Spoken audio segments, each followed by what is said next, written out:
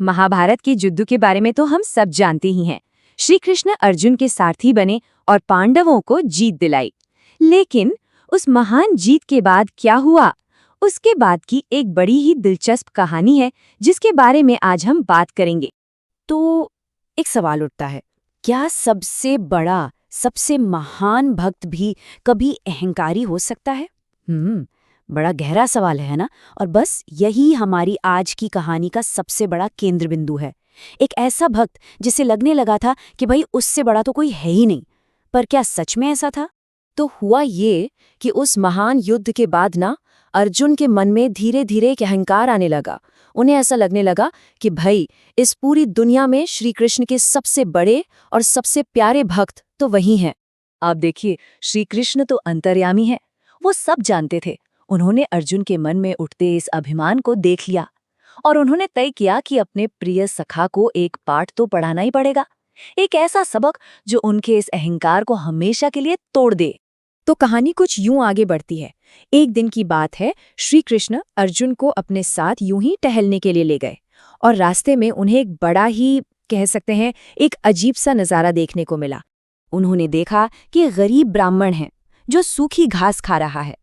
लेकिन सबसे हैरान करने वाली बात क्या थी जानते हैं? उस ब्राह्मण की कमर पर एक तलवार लटक रही थी। अब सोचिए जरा, एक तरफ तो इतनी अहिंसा कि सूखी घास खा रहे हैं और दूसरी तरफ हिंसा का प्रतीक एक तलवार। कितना बड़ा विरोधाभास था ये। अर्जुन तो ये देखकर बिल्कुल चकरा गए। उनकी समझ में ही नहीं आ रहा था कि ये हो क्या रहा है। एक तरफ तो जीव हिंसा के डर से कोई सूखी घास खा रहा है और दूसरी तरफ उसने वही हिंसा करने वाला हथियार, एक तलवार, कमर पर बांध रखी है। बस अर्जुन से अब रहा नहीं गया। उन्होंने तय किया कि वो उस व्यक्ति से पूछ कर ही रहेंगे। तो अर्जुन ने जाकर पूछ ही लिया कि भाई आप ये तलवार लेकर क्यों घूम रहे हैं? और उस ब्राह्मण का जो जवाब था वो तो और भी ज्यादा रहस्यमयी था। उसने कहा, मैं कुछ लोगों को दंड देना चाहता हूं। अब तो अर्जुन की जिज्ञासा और भी बढ़ गई। आखिर कौन थे वो लोग? अर्जुन ने बिना देर किए पूछा, कौन है आपके शत्रु? और बस यहीं से कहानी में एक ऐसा मोड़ आता है जो सब कुछ बदल देता है। वो ब्राह्मण अपने 4 दुश्मनों के नाम गिनाना शुरू करता है। उसने कहा, मेरा पहला शत्रु है नारद। सोचिए, नारद मुनि। वो आगे कहता है, हाँ वही नारद। वो दिन रात भजन कीर्तन करते रहते हैं, मेरे प्रभु को एक पल के लिए भी आराम नहीं करने देते। फिर वो बोला, मेरी दूसरी शत्रु है द्रौपदी। अरे उसने तो हद ही कर दी। मेरे प्रभु भोजन करने बैठे ही थे कि उसने उन्हें पुकार लिया, उन्हें भूखा उठा दिया और बाद में अपना जूठा खिलाया। वो आगे बोला, और तीसरा है वो निर्दयी प्रहलाद। जरा सोचिए, उस बच्चे के लिए मेरे प्रभु को खौलते हुए तेल में प्रकट होना पड़ा, हाथी के पैरों के नीचे आना पड़ा। कितना कष्ट दिया उसने मेरे भगवान को। और फिर और चौथा। ये कहते कहते उस ब्राह्मण की आवाज कांप गई और उसकी आंखों में आंसू आ गए। चौथा शत्रु है अर्जुन। ये कहते कहते वो रोने लगा। उसने कहा, इसकी दुष्टता तो देखिए, इसने मेरे भगवान को, मेरे प्रभु को अपना सारथी बना लिया रणभूमि में। उसे जरा भी ख्याल नहीं आया कि मेरे स्वामी को कितनी असुविधा होगी, कितना कष्ट हुआ होगा।